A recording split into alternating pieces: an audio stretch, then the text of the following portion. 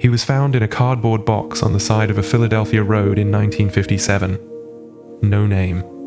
No family. No one to claim him. For 65 years, he was known only as America's unknown child.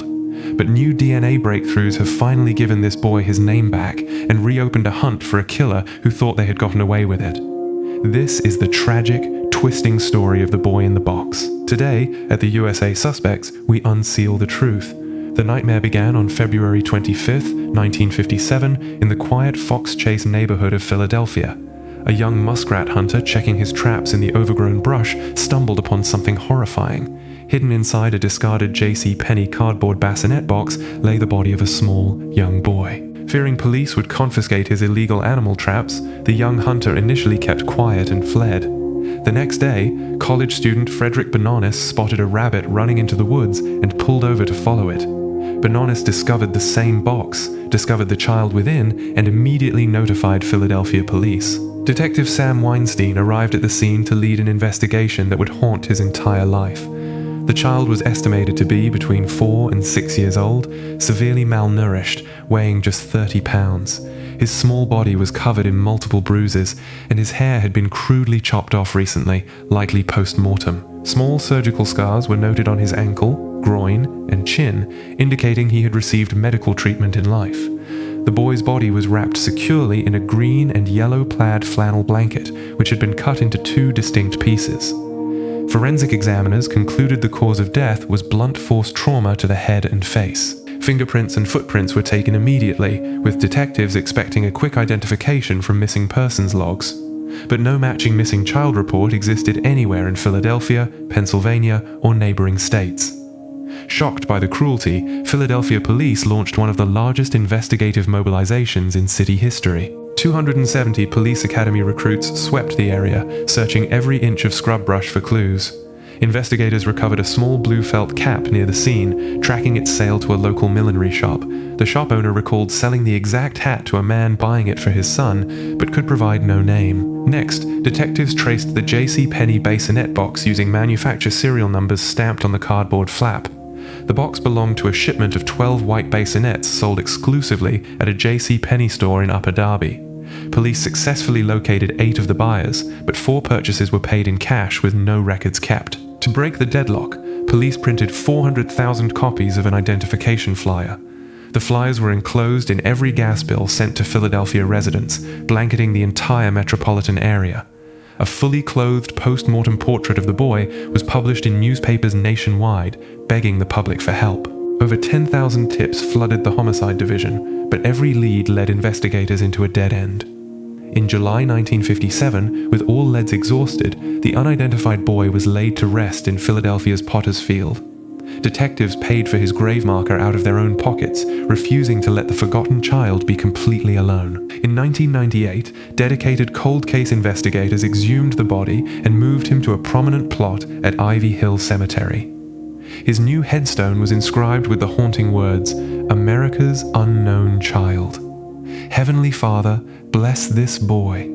Local residents and retired police officers visited weekly, leaving stuffed animals, toys, and flowers on the grave. Over the decades, several compelling theories emerged attempting to identify the boy and his killer.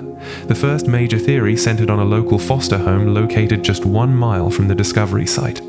Medical examiner investigator Remington Bristow spent years investigating the Foster family independently. Inside the foster home, Bristow discovered a bassinet similar to the one sold at JCPenney. He also located plaid blankets hanging on a clothesline that appeared strikingly similar to the blanket wrapped around the child. Bristow theorized the boy was the son of the foster father's stepdaughter and died in an accidental fall. According to this theory, the family hid the body to prevent a public scandal from ruining the foster facility. However, when police interviewed the Foster family and conducted thorough interrogations, no physical proof was found. DNA testing conducted decades later officially cleared the Foster family completely of any genetic link. In February 2002, a woman identified only as M or Martha came forward with a shocking new account. Martha claimed her abusive mother purchased the young boy from another family in 1954 and named him Jonathan. She alleged the boy was kept captive in their basement, subjected to physical abuse and severe neglect for years. Martha stated her mother killed the boy in a fit of rage after he threw up in the bathtub.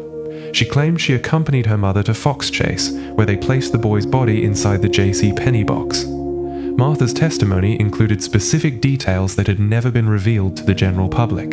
She mentioned the boy had eaten baked beans prior to death, a detail confirmed by the original autopsy report. However, investigators found Martha suffered from severe mental health issues, and neighbors denied ever seeing a boy there. Unable to corroborate her story with physical evidence, police were forced to set the lead aside once again. As the decades passed, the case seemed destined to remain an unsolved mystery in the annals of cold cases. But behind the scenes, a revolution in forensic science was preparing to break the case wide open. In 2019, Philadelphia police authorized a second exhumation of the body to extract modern usable DNA samples. Previous DNA attempts had yielded only degraded bone fragments insufficient for advanced genetic matching. World-renowned forensic genealogist Dr. Colleen Fitzpatrick joined forces with the Vidocq Society. Using advanced whole genome sequencing protocols, scientists successfully extracted a usable DNA profile. The genetic profile was uploaded to public genealogical databases GEDmatch and Family Tree DNA. Genealogists identified distant second and third cousins living in the Philadelphia area.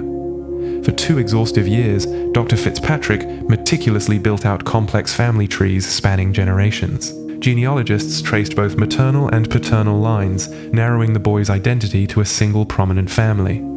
Court orders were secured to examine historical birth records in West Philadelphia from the early 1950s. A birth certificate was uncovered matching the exact genetic markers and birth time frame of the unknown child. On December 8, 2022, Philadelphia police held a historic press conference broadcast globally.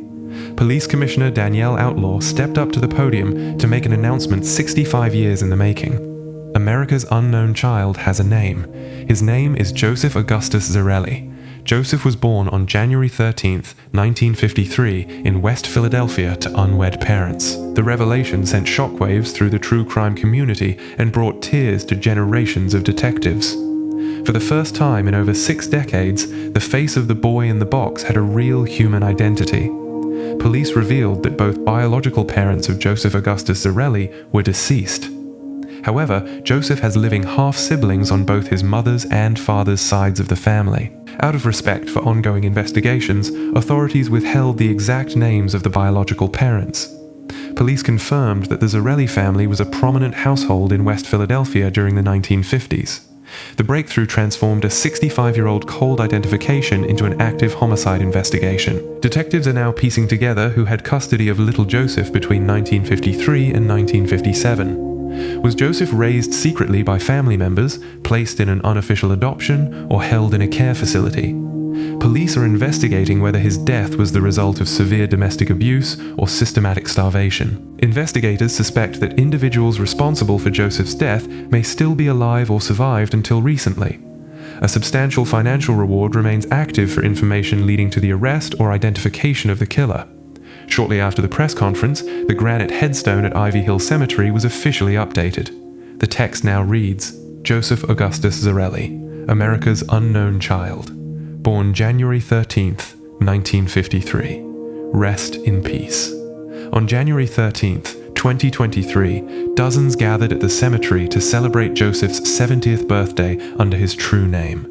Flowers, blue ribbons, and personalized cards bearing his name covered the grave in a powerful display of love. The identification brought profound relief to retired detectives who carried the weight of the case for decades. Men like Detective Sam Weinstein had passed away without ever knowing the boy's real name. But their tireless work laid the foundation that allowed modern genetic genealogists to finish the job. The case of Joseph Augustus Zarelli stands as a monument to modern forensic persistence and collective memory. It proves that even after 65 years in the shadows, truth and justice can still emerge. Yet, until the person or persons responsible are fully identified, the investigation remains entirely open. Philadelphia police urge anyone with historical knowledge of the Zarelli family household in the 1950s to step forward. No detail is too small, and no memory is insignificant when solving a half-century-old crime. The story of the boy in the box changed American child protection laws and missing persons tracking forever. It created a permanent nationwide standard for handling unidentified young victims of violent crime. little Joseph's tragic life reminds us of our collective duty to protect the most vulnerable among us. He is no longer an unknown statistic or a nameless face in a cardboard box. He is Joseph. He is remembered, he is honored, and he is finally at peace. His name echoes through history as a symbol of resilience, science, and relentless police dedication. What are your thoughts on the tragic case of Joseph Augustus Zarelli? Do you believe modern genealogy will soon unmask the person responsible for his horrific death? Here at the USA Suspects, we dig deep into America's most complex cold cases and unsealed files. If this deeply moving true crime investigation touched you, hit the like button right now to support our work. Share your thoughts and theories in the comments section below. We read every single response.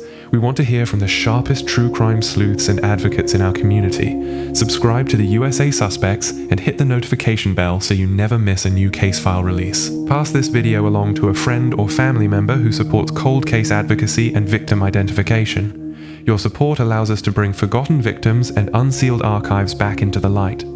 Check out the recommended case file on your screen right now to dive deeper into our investigative archives. Honor the victims, support genetic genealogy, and never stop seeking the absolute truth.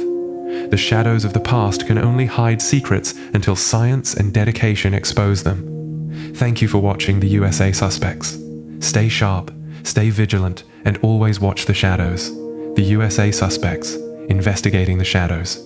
Case file, The Boy in the Box. Joseph Augustus Zarelli. We will see you in the next dark investigation. Rest in peace, Joseph. Case file open.